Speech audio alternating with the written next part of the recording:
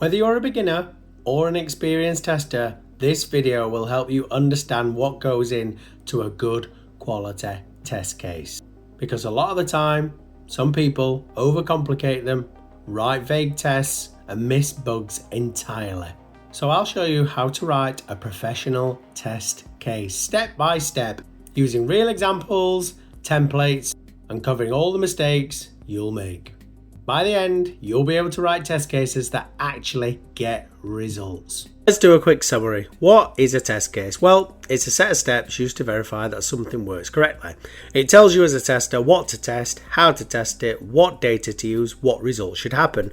Think of it like instructions. Without test cases, testing just becomes random.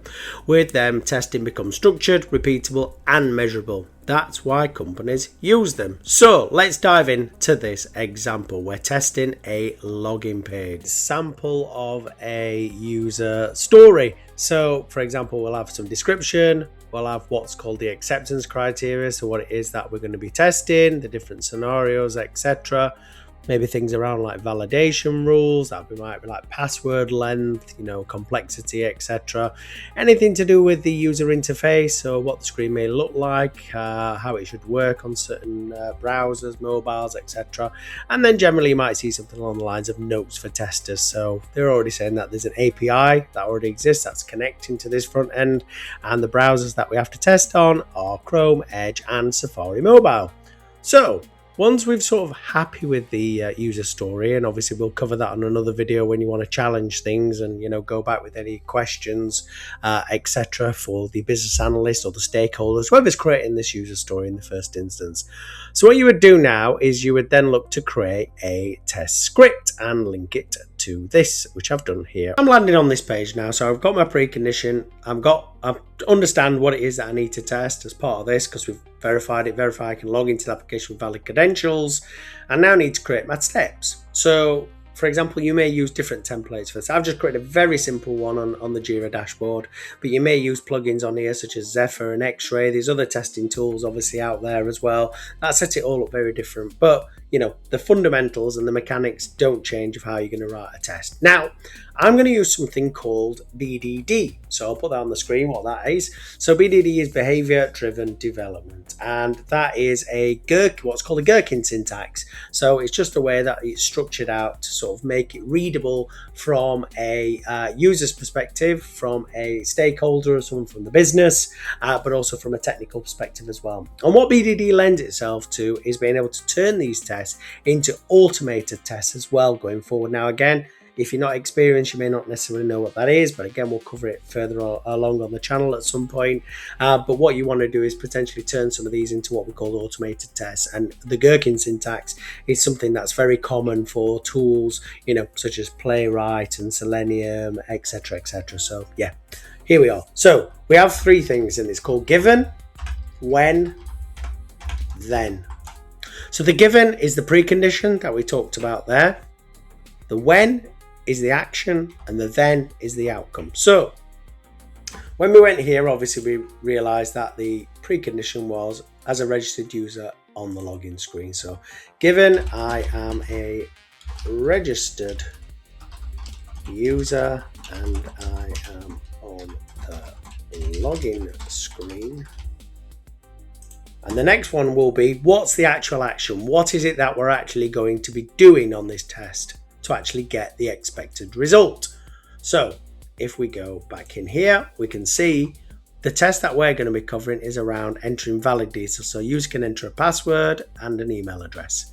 And we're not going to be covering things like password fields should mask characters, because we're going to cover that as part of more a test around sort of validation rules and valid and invalid, etc. So for this test for now, we've talked about it. It's just a simple end-to-end test, a happy path as we call it. I can successfully log in to the system. So the when is the action. So what is it I'm going to do? So when I enter a valid email address, and you can also use ands, and I enter a valid password for the registered user. So that is all the preconditions, isn't it? And then the final action, if you remember, is clicking a login button. Okay, so a login button is not displayed until the fields are populated. Again, we're not going to be testing that. We're going to be testing that on a different test, but now we should see a login button. And I click the login button. So the then is the outcome, really the expected result. What do we expect to happen? So we've got the precondition, who am I, where am I, for example. The when is what am I doing? So I'm entering email, I'm entering password, and I'm clicking login. So then is what is it I expect to happen? Then I am taken to the dashboard as a logged in user. And you may add other things as well in there, because for example you might say, and on the dashboard I will see this or that, but it isn't really explicitly stated in the user story. So we've got there a very simple end-to-end test.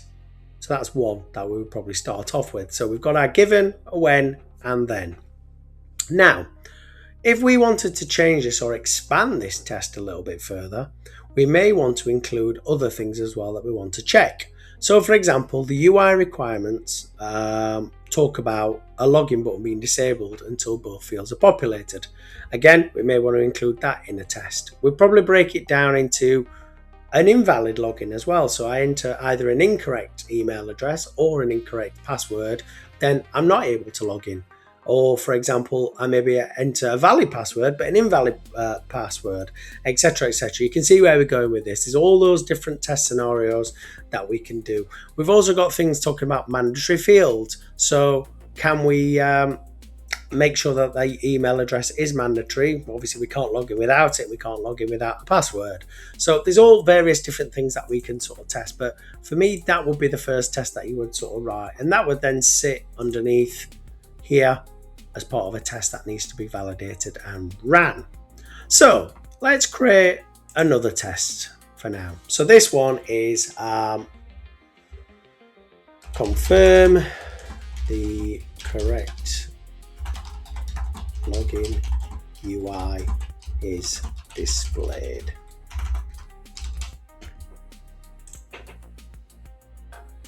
And we'll go into there and we can start editing this test. So now we've got our title, which is confirm the correct login UI is displayed. So this is now more of a visual test. So we're looking at what we can test from a visual perspective. So it could be like the UI requirements, for example, or that we actually do see an input field for email address, that it's mandatory, password field is mandatory, etc, etc. So again, we'll need a given. So it's given I am on the login screen of the application. Now for this, we don't actually need to be a registered user. We can be anyone, because all we're doing is just validating what is on the screen from a visual perspective. So for this one, for example, we don't actually really have an action. So you don't always have to have a when. So this actually just will be a precondition and then an outcome, because nothing's going to change on the screen. So for example, we will put then I can see input fields for both email address and password. So that is just confirming that I can see input fields, that I can enter an email address and a password. And then I'm going to add another one, which is and I can see these are marked as mandatory fields. Now, the mandatory fields, they could be marked by an asterisk, for example, or they could actually say the word mandatory. You would probably ask that question when you were reviewing this test. So obviously, for example, here it doesn't actually tell us. So that's an example of something you would probably challenge the business analyst who's created this and say, how are we actually showing that we're going to be doing a mandatory field? There could be other things as well that we're obviously seeing, maybe in user design, specs, they may give you a visual representation of what this screen's going to look like, so you probably know. But I'm going to assume with a asterisk along alongside each field. We also was told that the login button will be disabled until both fields are populated.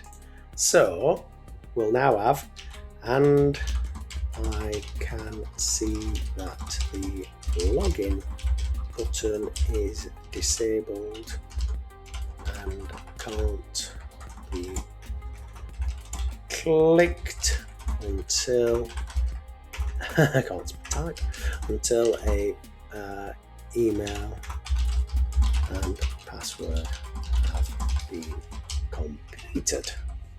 Okay, so again, you're just building on top of this, building on top, and obviously this is, like I say, it's just a simple UI test. So I probably won't test that the login button is enabled, because I'll do that as part of entering email and password. So that's all around what I would say is a validation test. So for example, I think that test is now complete.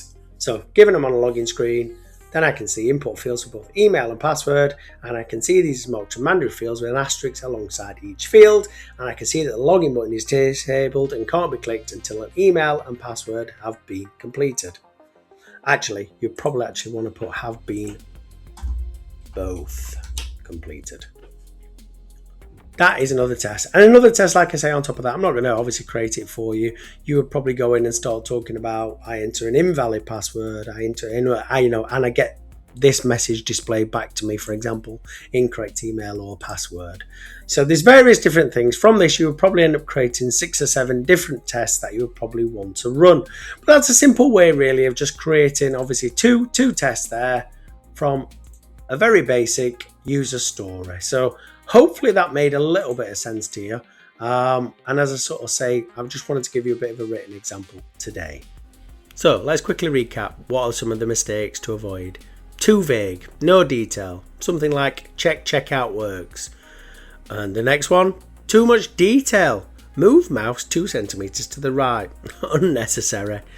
Missing an expected result. If you don't know the success, how do you know what is a failure? Testing too much in one case. Keep one purpose per test case.